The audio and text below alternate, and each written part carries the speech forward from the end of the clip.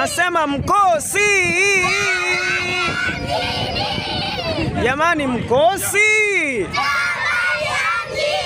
Hivi kweli ni mkosi?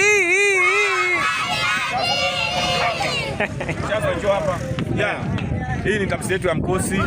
Unaipata katika Ukae 78. That's good. Tupo na mzee Kama, uchawi kama wote, kama mzee Kama. Mimi najua hamwezi. Mzee Kasisi sidhani kama ataweza hii vita.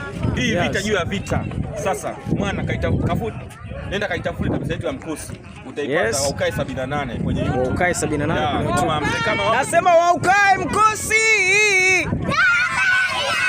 Jamani, mkosi. Habari ya mjini. Tupo na mzee Ramadhani Kama, anaweza kuzungumza vitu vitatu kuhusiana na mkosi, na hapa yuko mbele zenu mashabiki kuweza kuelezea vipi mkosi unafanya vipi. Mzee Kama wa Ramadhani Kama, una nini cha kuzungumza kuhusiana na mkosi?